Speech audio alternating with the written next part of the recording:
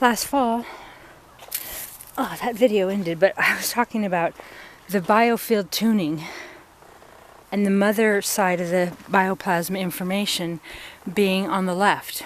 Big, beautiful tree.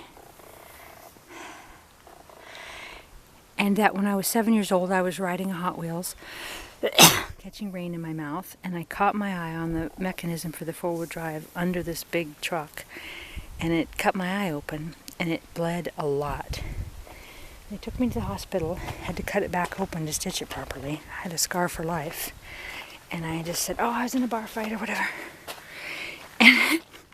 And then I was around 7 years old. Could have been 5, but I'm thinking 7. I don't really remember my childhood. I don't even know if I remember that incident. I remember them telling me about it. And I have the scar. Who knows what they really did? Oh my God. Anyway, the point is, fast forward to 50 years old right now. 2020, last fall, a small, heavy bookcase, I love trails like that, fell on my head. I was alone, and I just about blacked out.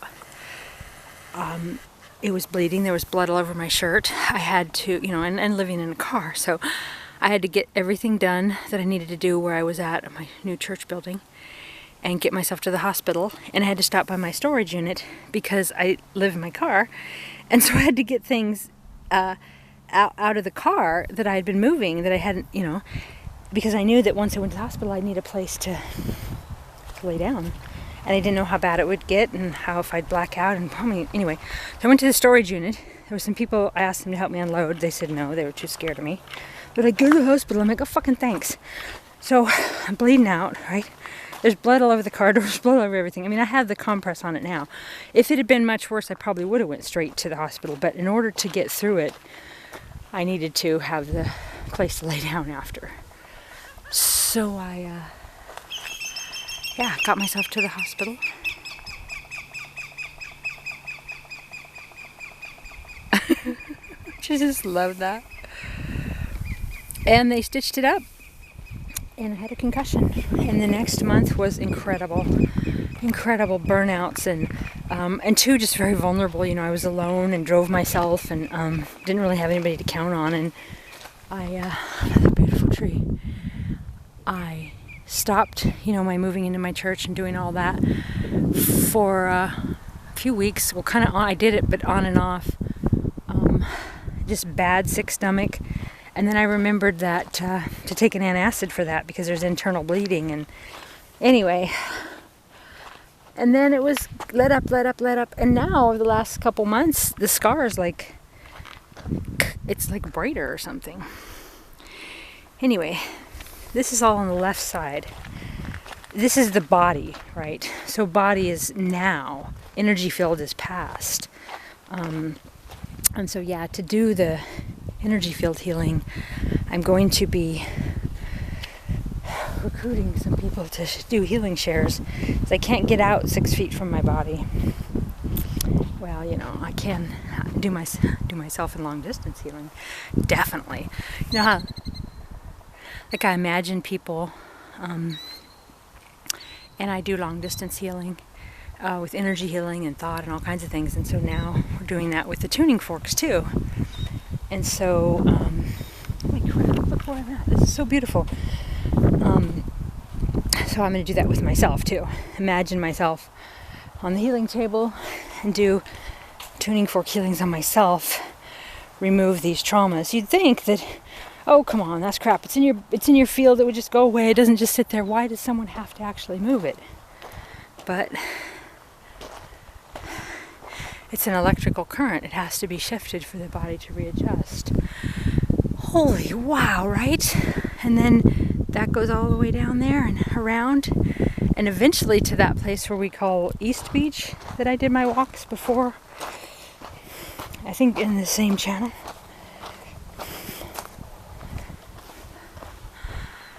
Wow. You see Mount Rainier through there? Right through there.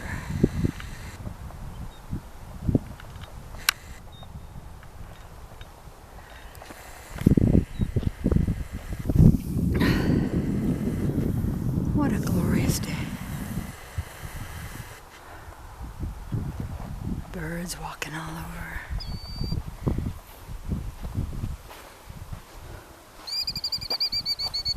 And I had said, oh, I'm only going to do one video on the way there, but this is my second one. Obviously. What you doing, Crystal? I'm playing with sticks. I'm one-handed. Well, where's your other hand? On the camera, duh. Why are you such a goofball? I don't know. I talk to myself a lot because I'm really good company. I am my own best friend, my own best lover, my own best everything. I have never needed someone to complete me, and I, at many times, decades perhaps, thought I did. Oh, complete me! Well, if you're not whole and complete, why the fuck would I want to hang out with you? Because I'm needy and I need saved and I need fixed. Well, I don't. And if I do, I don't want to be with someone else who does. We'll go down and drown together. Who are you talking to now?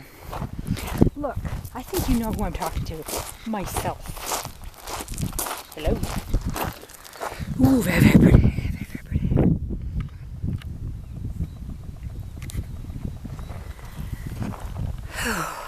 Well, definitely somewhere I've never been. Yay! Shifting up the energy.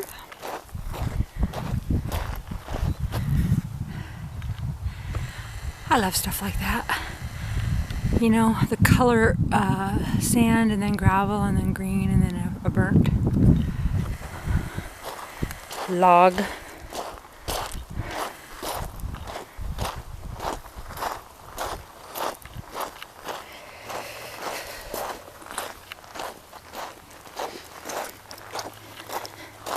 Our life is an electrical current. Everything you do every day creates more of that same thing.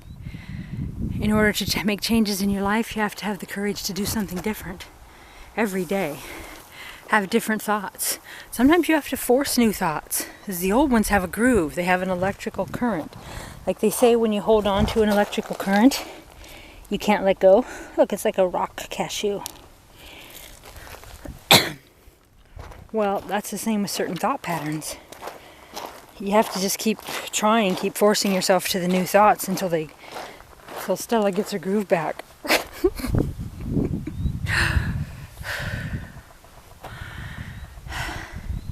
And healing in your energy field does that. I have done tons of energy healing work where off the body and then up as high as I can reach and pulling. What they talk about in the tuning fork healing about calming, I've done that in energy healing for years. You know, you're on the body and then you pull up. You're on the body, you pull all the way up as far as you can reach. And then you do that on every side. And so yeah. Do something new at least once a month, once a day. Best. Even if it's just thinking of something new. I would practice different thoughts, like something I never thought of before. So I just kind of make something up of like a hippopotamus wearing a yellow skirt and a blue hat shaped like a tornado riding a bike. And then you see something different in your mind's eye. And you just kind of create different... That actually hurt. And I'm not kidding. In my upper right head, okay, right behind my right eye, I had a throbbing pain at that thought. So I don't know if that's because it's a new thought or it was a bizarre thought, but it shouldn't have hurt. I've experienced that, you know, with different migraines and stuff where you think certain things and it hurts like a mofo and other things don't. Obviously, electrical pathways. I am so excited. I have never been out here before. Huh. Crazy. For loving you, I'm crazy. If you give up any part of you to be with someone else, that's a death. Some people are like, well, it's okay. It's okay if I don't do all these things I love, or you know, all the things that you want to do and you know yourself as. They're willing to compromise because they can't stand the thought of being alone.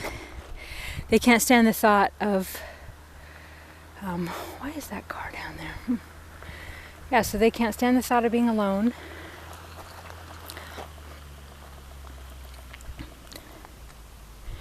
You want those cars to collide? No, they're not going to collide. They wanted to, though. Anyway, so it's like they actually say to me, I can't be alone. I just have to have someone there. So both of them are just mindlessly watching TV, or, I don't know, go out to eat all the time, or, you know, focused on, maybe on kids or on something else. They're not, either one of them, focused on what they love or what they really want to do with their life. They're just happy and satisfied in the fact that there's a warm body near them. And I've never been like that. However, I do feel it's important to have at least one person in your life validate you. It's very, very human to want to be validated and to have someone to share my experiences and what I've been through, and just to kind of bear witness to my life every day. And having one person to do that is a gift, and a beautiful, beautiful gift. Look at those mountains.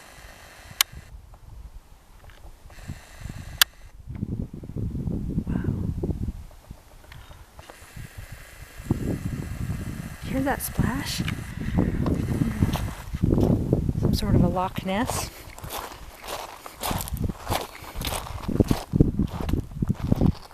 Let's go to this really beautiful spot, and then let's just race out of there and stir up all the dust. I mean, how obnoxious, right? Very, very pretty.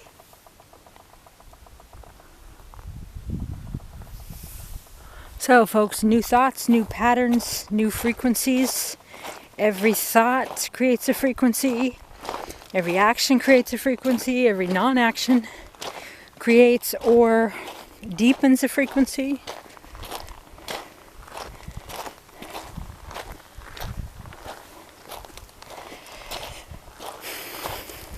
You really can choose your thoughts. You really do have choice of who's in your reality and who's not. The way you live in your home really is your choice. If you like the way you live, then just live it. Be at peace with it. If you don't like it, make a change. Even a little change. Even a, you know, just the tiniest thing to just get new energies flowing. Well, I think I will drive down there sometime, and then I'll walk that direction.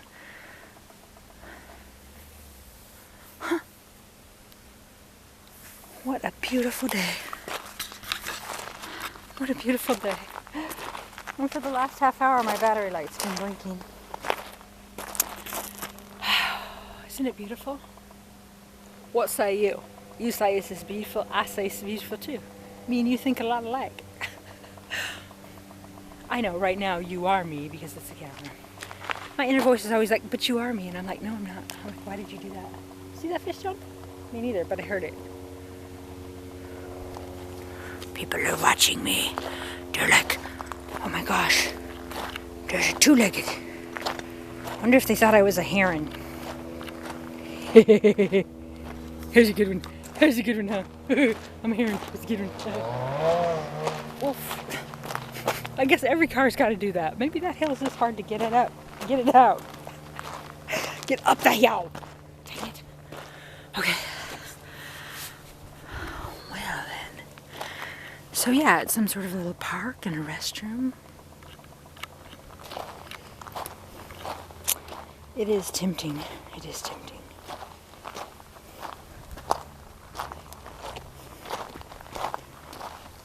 Ooh, look at this. Ooh, we know what this is, don't we? Don't we? This is a piece of a moon goddess shell. I'm keeping that for memories. Memories in the corner of my mind.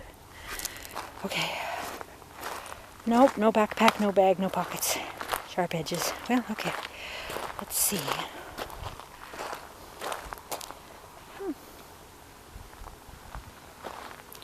like a butter.